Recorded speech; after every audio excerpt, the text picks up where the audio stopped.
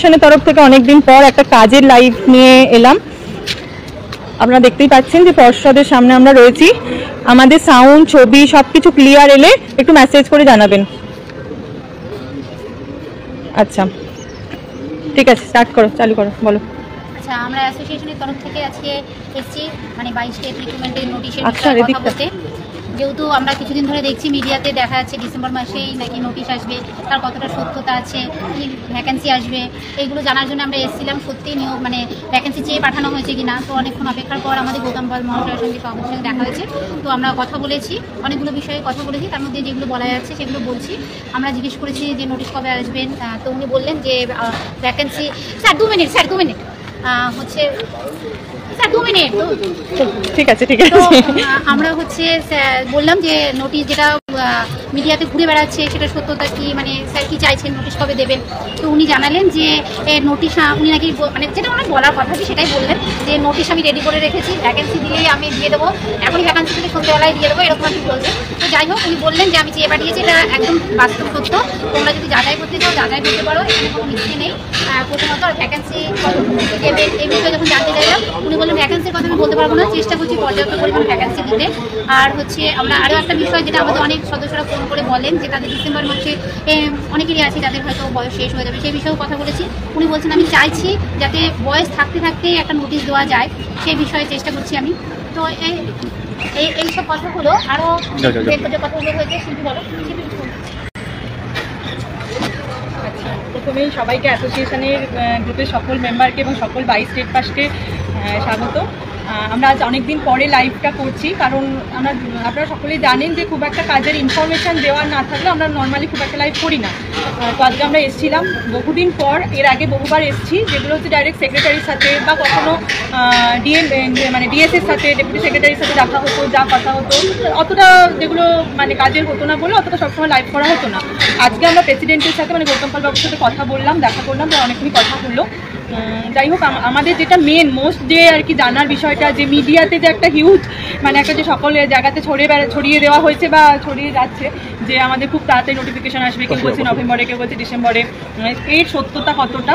তো আজকে আমরা জিজ্ঞাসা করলাম, তো এটুকু একদম কনফার্ম, বোর্ড কিন্তু রেডি নোটিফিকেশান দেওয়ার জন্য। এবার ভ্যাকেন্সি আপনারা সকলেই জানেন, ভ্যাকেন্সি কালেক্ট হচ্ছে, ভ্যাকেন্সি স্কুল থেকে কালেক্ট করতে পাঠিয়েছে। আজকে আমরা বিকাশ ভবনেও গেছিলাম। বিকাশ ভবনে আজকে মানে ছুটি থাকার কারণে এবং যাদের সেক্রেটারি বলুন বা কাউন্সিলর বলুন, ওনারা কেউ ছিলেন না, কলা উৎসবে গেছিলেন, সেজন্য দেখা হয়নি। আমাদের ডেপুটেশন জমা দিয়ে এসেছি এবং ওখানে একটা অফিসারের সাথে কথা বলে এসেছি। ওনারাও ভ্যাকেন্সি কালেক্ট করছেন।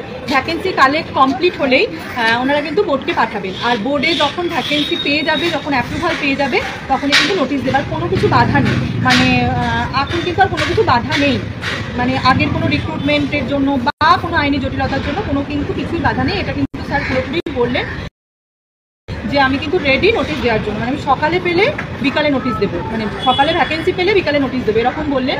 তো সবাই বি পজিটিভ, সবাই পজিটিভ থাকুন। আমরা ভীষণভাবে বলে এসেছি যেন আমাদের সমস্ত মানে প্রবলেমের একটাই সলিউশন, যে আমাদের যেন ভালো ভ্যাকেন্সি আছে। নতুন পুরানো এত ডিএলএড বা রেগুলার ডিএলএডের সংখ্যা, এগুলো নিয়ে কেউ বেশি মানে হতাশা হবেন না।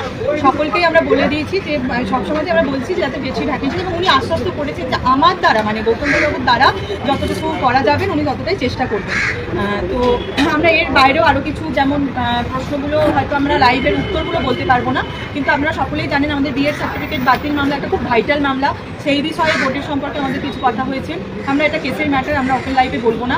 আচ্ছা, রিসেন্টলি 5 তারিখে একটা যারা ডবল ডিগ্রিধারী শুভ্রাংশু পাঠক 5122 যে কেসটা উঠেছিল, সেই কেসটারও যে সাবমিশন চেয়েছে বোর্ডের তরফ থেকে, সেই বিষয়েও কথা হয়েছে। নানান বিষয়ে, টেস্টের বিষয়ে কথা হয়েছে, সেগুলো আমরা পরবর্তী মানে এখন আমরা যেহেতু কেসের ম্যাটার আমরা লাইভে বলবো না, কিন্তু সকলকে বলবো আশ্বস্ত থাকুন, নিজেরা প্রিপেয়ার হন। নোটিশ আসছে, এবার আমাদের লড়াই বা আমাদের দাবি সবটাই হচ্ছে যাতে ভ্যাকেন্সিটা বেশি আসে, সেই কারণের জন্য। এবার আপনাকে বলবো কিছু বলার। আর একটা কথা হচ্ছে যেটা মানে যে অবৈধ মানে নিজেদেরকে বিভিন্নভাবে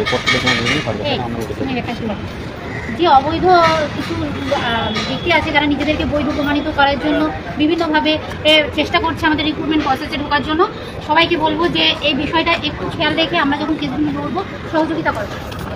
আচ্ছা বলো বলবো আচ্ছা কিছু আর আচ্ছা বলো আজকে আমাদের নতুন রণজিৎ ও এসছে, আপনারা সকলেই জানেন অ্যাসোসিয়েশনের তরফ থেকে আমরা চেষ্টা করি সবাইকেই একবার করে নিয়ে আসতে। পর্ষদের স্ট্যান্ড পর্ষদ জানিয়ে দিয়েছে, এবার সরকারের সদিচ্ছা থাকলে সরকার নিয়োগ করতে পারে। পর্ষদ নিয়োগ করতে প্রস্তুত, সরকার যদি চায় তাহলে সরকার এখন কি চাচ্ছে সেটা সরকারই জানে। সরকার যদি না চায় তাহলে আবার পথে নামতে হবে নিয়োগ করার জন্য, সেটা সরকার। এবার এখন মেন দাবি কিন্তু আমাদের মানে আমাদের এখনো কোনো বাধা নেই, ঠিক আছে? বাধা নেই আমাদের নিয়োগের জন্য, মেন বাধা যদি থাকে সেটা সরকার। পর্ষদ কোনো দায়ী নেই, এর মধ্যে পর্ষদ কোনো দায়ী নেই। এখন সরকারি অ্যাপ্রুভাল পেলেই আমাদের পাওয়া যাবে। এখন আমাদের মেন লড়াইটা হচ্ছে ভ্যাকেন্সির জন্য, মানে সব কিছু সমস্যার একটাই সমাধান যে আমাদের ভ্যাকেন্সি পেতে হবে। মানে আমাদের সেটা আশ্বস্তও করেছেন, আমাদের গৌতম পালবাবু সেটা আশ্বস্ত করেছেন যে ওনার হাতে যতটা রয়েছে উনি যথেষ্ট চেষ্টা করবেন। এবার আমাদের লড়াই করে বাকি চেষ্টাটাকে বাস্তবে মাটিতে মানে ফলপ্রদ করতে হবে। আমাদের ভ্যাকেন্সি চাই। আমরা স্বচ্ছটের বুকে হাত দিয়ে বলতে পারি যে আমরা নিজেদের যোগ্যতায় পাশ করেছি, অতএব সেই জায়গা থেকে যাতে সবাই যাতে স্কুলে জয়েন করতে পারি, যে উদ্দেশ্য যে লক্ষ্য বা যে স্বপ্নটা নিয়ে আমরা গ্রুপ বলুন এই ছোটাছুটি বলুন এত কিছু কেস লড়া বলুন সব কিছু করছি, যে আমাদের স্কুলে যেতে হবে সবাইকে। তার জন্য একটাই দরকার, সেটা হচ্ছে ভ্যাকেন্সি। আর একটা কথা উনি বলেছেন নিজেদের যোগ্যতা যখন টেট পাস করেছেন নিজেদের যোগ্যতায় রিক্রুটমেন্টে অংশ করে চাকরিটা নিয়ে নেবেন, অন্য কিছু ব্যাপারে আমার কাছে একটু আর কিছু বলবেন না। মানে আশা করি সবাই বুঝতে পারছো। ঠিক আছে, আজকে এখানে করলে আমরা অনেকক্ষণ এসেছি, দুটো জায়গায় করে এবার সকলকে বাড়ি ফিরতে হবে। সকলে ভালো থাকবেন, বি পজিটিভ। আবার